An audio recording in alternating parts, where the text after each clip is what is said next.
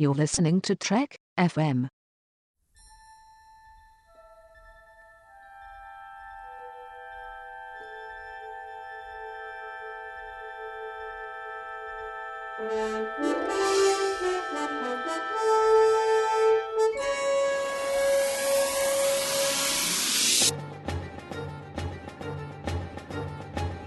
Welcome to From There to Here, Trek FM's 50th anniversary rewatch project, where the hosts of the network get together and discuss for you all 729 episodes and movies in the Star Trek franchise.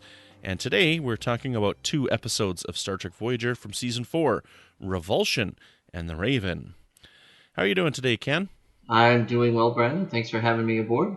You are very, very, very welcome. Even though you're, all oily and disgusting human, and you got to eat food and wash it down with your saliva and yuck. Yes, I am. I am one of those icky biological life forms that need to eat and bathe and do other things that just show no purpose. You know what I mean? No purpose. See, I've come to the point in my life where I realize that, I need to eat, but I don't need to bathe. Well, that's probably a good thing that we do this remotely then. I mean, I do it whether I need it or not. I have my monthly bath, even if I don't need it, because, society tells me, I can't be stinky, but, whatever. Anyway, the first episode we're talking about today is Revulsion. Good for that part of the topic of our conversation, hey? Yeah, hey, well, way to set it up with the revolting beginning, but do you speak for all Canadians or what? No, we're a generally happy, clean people, just not me. So okay. I'm so glad I'm married. Is she, though? I don't know. The Doctor meets another sentient hologram and tries to help the troubled program with his problems. That is an understatement and a half. This guy is crazy. This program is missing a few subroutines. What do you think? Yeah, sure is. So I thought the episode holistically was just was okay. Again, a little bit predictable. I thought the B plot was more interesting, and that was more of Seven's assimilation to human behavior and trying to work with Harry Kim. Again, that was kind of predictable too, because we know how Harry does with working or interacting with women. Not so great, kind of falls head over heels. But to the A-plot piece of it, the hologram that sees humans as being, living biological beings as being inferior, and feeling that he had been mistreated and caged and all that, one piece at a time. Just I will say, the opening scene of the episode was really creepy. I mean, really creepy, where he's taking the body of somebody he just killed, and the blood trail from the head of that body from the seat he was in all the way across the deck was like, okay, that was intense. But I thought the Doctor, whose enthusiasm for meeting another one of his kind was a bit over the top, and it was played that way, and he's over the top. So yeah, it was okay. The ending was, Halloween, Friday the 13th, you name it. Last girl standing finds miraculous way to win. Seen it before. I don't mind the episode. I think it's good. It's not one of my favorites, but there are aspects of it that I do like. One thing that I'm not sure if I like or not is Leland Orser in the role of Djarin, because he's good in the role of this hologram. But, this is, the only character that he ever plays in anything. He played this type of character in Alien Resurrection. He played this type of character in Seven, where he's, this shaky, sweaty, freaking out guy.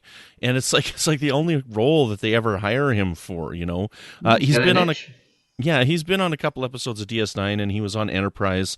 He played Loomis in Carpenter Street, which is the one where they go back in time and the reptilians are trying to steal the humans, and he eats that greasy fast food, and but I don't know, he always plays this kind of a character, so he's good at it, but that's all we ever see him in it, so it kind of throws me off a little bit.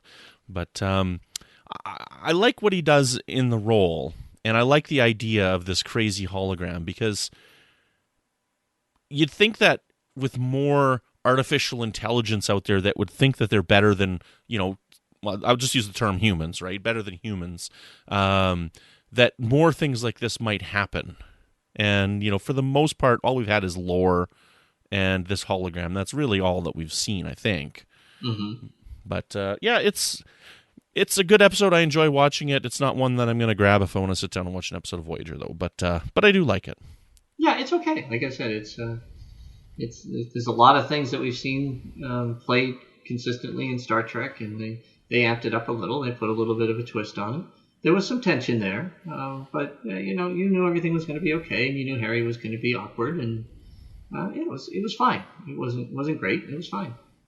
Now, one more thing in this episode that I want to mention that kind of frustrates me is the Doctor and how he can be deactivated away from sickbay.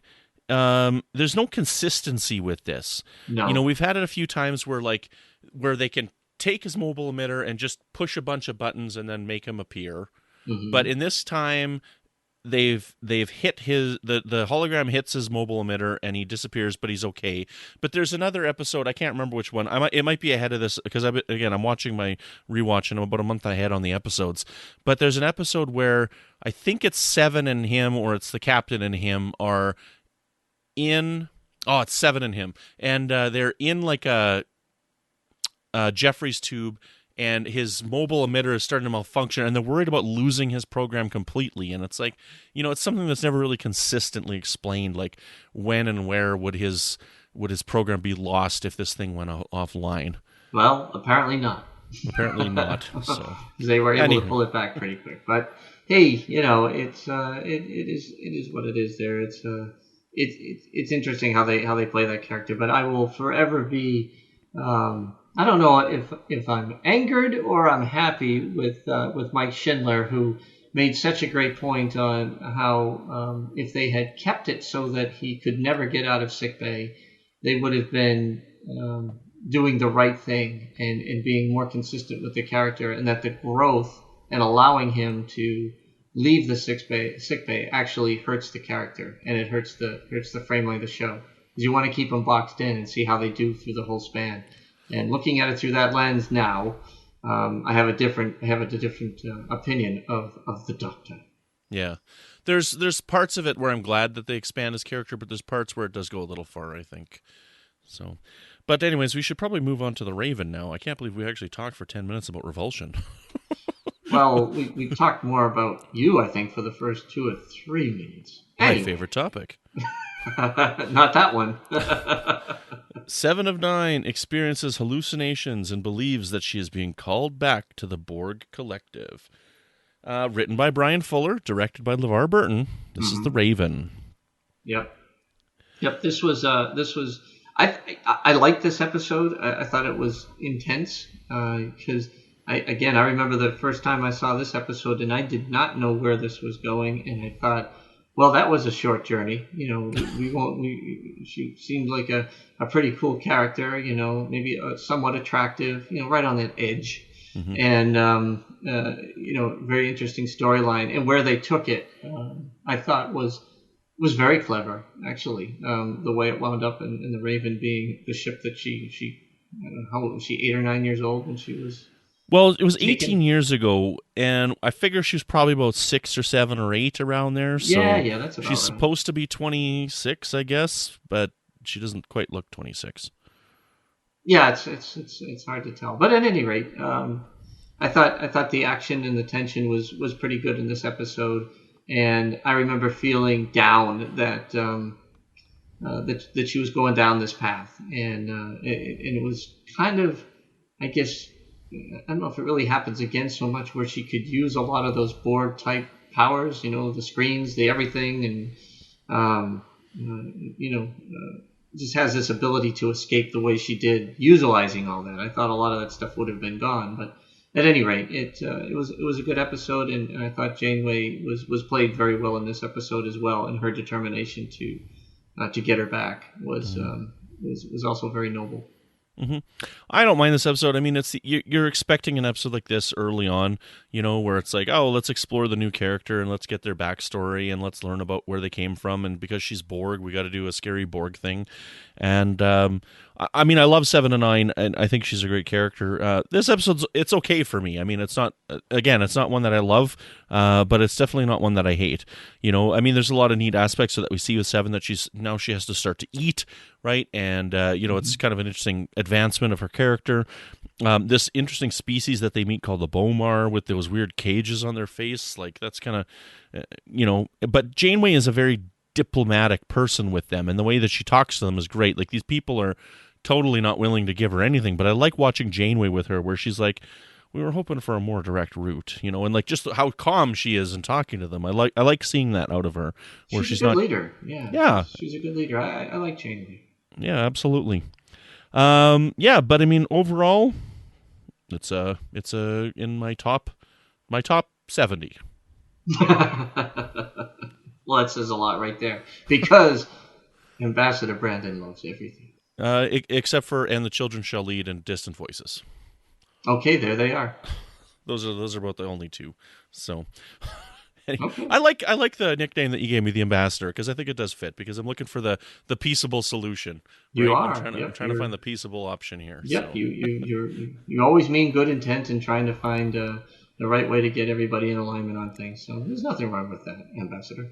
And the reason why I have that fandom is because I know that one of my favorite episodes is one that most people don't like, and that's the Alternative Factor. I love that episode, and I know that most people don't. And it bothers me when somebody tells me, I hate Alternative Factor, it sucks. So I really try to not say that Star Trek sucks, because I know somewhere out there this is somebody's probably their favorite episode, right?